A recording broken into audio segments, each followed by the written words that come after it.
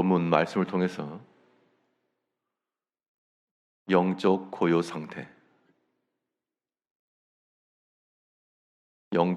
상태란 제목으로 하나님의 말씀 증거하겠습니다.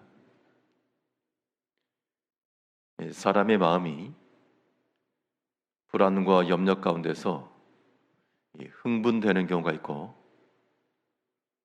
또 어떤 경우라도 침착해서 안정을 찾는 경우가 있습니다. 이 흥분 상태에 이르게 되면 그때 나오는 우리의 말과 우리의 상황은 어떻게 하는 겁니다. 어떻게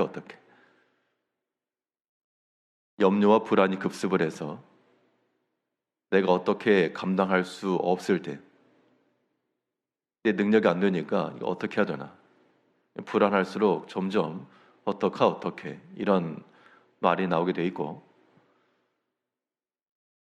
그 심령에 평안과 안정된 상태를 가지게 되면 내 능력치 밖의 일이라도 일단은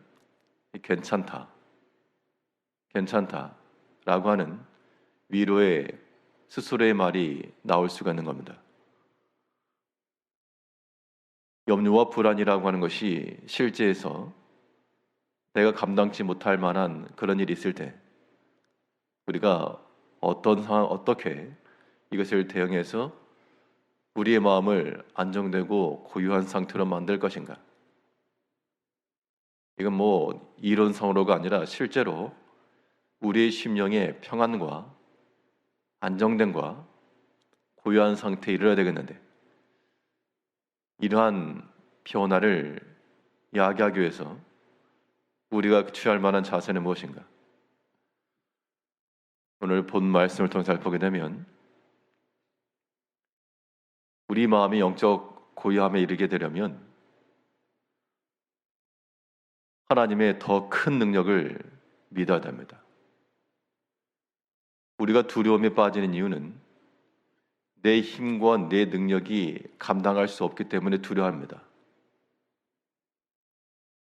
내가 할 수 있는 일이면 우리는 뭐 두려울 게 없죠. 그런데 우리 마음에 어떻게 해야 하나 염려와 근심이 들 때, 그때 우리가 할 일은 어떻게 할까라고 하는 그 궁금증, 의문보다 내 현실 앞에 있는 문제보다 더 크신 하나님의 큰 능력을 우리가 신뢰해야 됩니다. 이것 말고는 우리 믿음 안에서 하나님을 믿는 백성들이 문제를 타개해 나갈 길이 없습니다. 오늘 본문에서 시편 기자는 말하기를, 나를 대적하는 저 원수들이 나를 향하여 진을 치고 있고, 또한 전쟁이 벌어져서 나를 향해 다가오지만 나는 여전히 두려워하지 않고 태어나겠다라고 말하고 있습니다. 우리 3절 보시면, 군대가 나를 대적하여 진칠지라도 내 마음이 두렵지 아니하며 전쟁이 일어나 나를 치려 할지라도 나는 여전히 태연하리로다. 한 사람만 나를 대적해도요, 10사람 중에 9사람은 나를 격려하고 위로해줘도 단 한 사람이 악한 말을 한다든지 혹은 서운한 말을 한다든지 나를 대적해서 물리적으로 치료하게 되면 그건 굉장히 두려운 일이고 또한 부담스러운 겁니다. 근데 군대가 진을 쳤다. 나와 함께하는 사람보다 대적하는 자가 더 많고 두렵게하는 자가 더 많은 그때라도 내 마음이 두렵지 않고 또한 나는 여전히 태어나려다.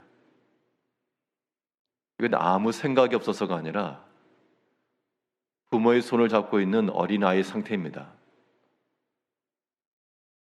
어린아이들이 부모의 손을 떠나서 할 수 있는 것은 지극히 적습니다.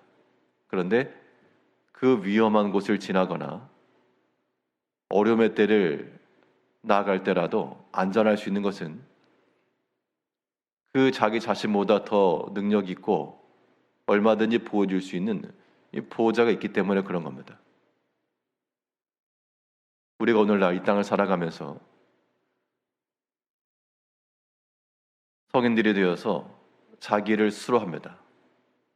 내 앞가림을 내가 하고 내 먹을 것을 내 손으로 벌어서 먹고 또 때로는 내 힘을 가지고 남을 도와주기도 하고 보호하기도 하고 그러다 보니까 우리가 보호자라고 하는 생각을 해도 우리가 더 이상 보호받는 어린 아이와 같은 그런 상태임을 잊고 사는 겁니다. 우리가 회복할 것은 우린 여전히 하나 앞에서 어린 자녀와 같아서 하나님을 꼭 붙잡고 나가면 하나님이 막아주시고 또 길을 열어주시고 때가 되면 우리에게 필요한 걸 주실 것이라 라고 하는 확고한 믿음을 우리가 지녀야 되겠습니다. 때로는 어린아이들이 불안한 마음으로 어떻게 해요 하지만 그것을 감당할 수 있는 부모는 괜찮다고 걱정하지 말라고, 물론 그러한 말이 어린 상태에 있을 때는 위로가 되지 않을 수가 있죠. 캄캄한 밤에 부모의 손을 잡고 가도 무서운 건 무서운 겁니다. 두려운 마음이 드는 건 어쩔 수가 없죠. 그래도 그때 할 수 있는 것은 우리 신앙인들은 여러 가지 문제들이 우리 가운데 다가올 때 그보다 더 큰 하나님의 능력을 신뢰해야 되겠습니다.